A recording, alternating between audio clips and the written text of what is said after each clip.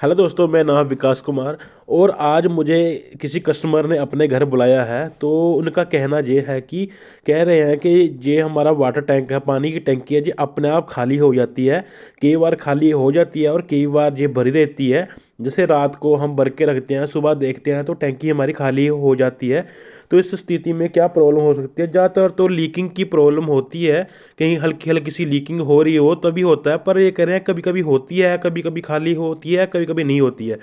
तो सबसे पहले हम टैंकी से ही लीकिंग देखना शुरू करेंगे कि टैंकी से कोई लीकिंग तो नहीं है। तो टैंकी में तो कोई लीकिंग नहीं है। जहाँ जहाँ वो नीचे जो लाइन जा रही है, तो इसमें भी कोई लीकिंग तो दिखाई नहीं दे रही कहीं भी। अगर लीकिंग दिखाई देती तो जहाँ पे गीला गीला होता। तो बारिश का मौसम भी है, पर हम देखते हैं वॉश बेसिन के टैप में तो पानी नहीं टपक रहा, जहाँ से भी कोई पानी नहीं टपक रहा है। तो इसमें भी कोई पानी नहीं है। शायद नीचे से एंगल वाल से पानी निकल रहा हो, तो एंगल वाल से भी नहीं निकल रहा है। पर ये कह रहे हैं कभी कभी टैंकी भरी रहती है, कभी खाली हो जाती है। तो कहीं पर शायद टैप का ही नुक्स हो सकता है, क्योंकि कई बार होता है कि टैप को हम ऑन रख देते हैं पर हमें तो कोई लीकिंग दिखाई नहीं दे रही है। तो ये वॉश बेसिन का मिक्सर लगा हुआ है शायद, जहाँ पर प्रॉब्लम हो सकती है। क्योंकि जहाँ से नीचे नोजल जैसी पाइप होती है उसमें शायद प्रॉब्लम हो सकती है। जहाँ तो प्रॉब्लम नहीं दिखाई दे रही है, क्योंकि बिल्कुल सूखी पड़ी हुई हैं। तो जहाँ पर भी कोई प्रॉब्लम नहीं है। तो अब देखते हैं कि टैब में देखते हैं, शावर में भी होती है प्रॉब्लम। तो शावर में भी कोई पानी तो आ नहीं रहा। हाथ लगा के देख रहे हैं, हाथ बिल्कुल सूखा है। और नीचे भी टैब में कहीं पानी नहीं दिखाई दे रहा है। देखते हैं लगाकर, सूखी है ये भी।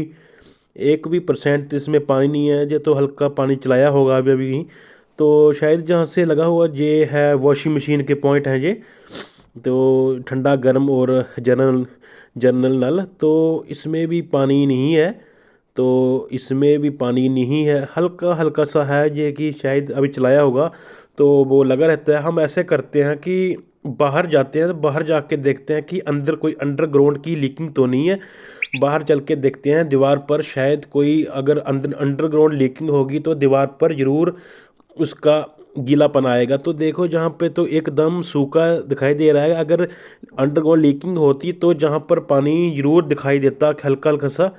तो ऐसे करते हैं। अब साथ में इन्होंने एक टॉयलेट भी बनाया हुआ है, जहाँ पर 1 पीस सीट भी रखी हुई है। तो कई बार 1 पीस सीट में भी प्रॉब्लम होती है। तो पहले हम पूरे इसके टैब और नल और जेट को चेक कर लेते हैं। तो हम चलते हैं तो देखते हैं कि जहाँ पे तो ठीक ही लग रहा है सब कुछ।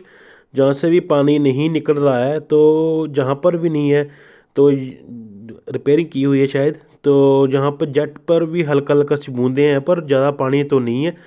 तो इसका सिस्टम टैंक, हाँ देखो ये प्रॉब्लम है। इन्होंने किया क्या है, शायद इन्होंने दबा के रखा होगा तो इसके ऊपर प्रेस नहीं किया उन्होंने। तो ये वाला चलता रहता है स्विच, तो इस कारण शायद पानी चलता रहता। हाँ हाँ देखो, पानी हल्का हल्का सा पानी आ रहा है। तो इससे ये प्रॉब्लम होगी कि इन्होंने इसको पुश किया है पर ऊपर की तरफ नहीं किया उन्होंने। शायद ये थोड़ा बहुत फंसता होगा, तो हम ऐसे प्रेस नहीं किया उन्होंने।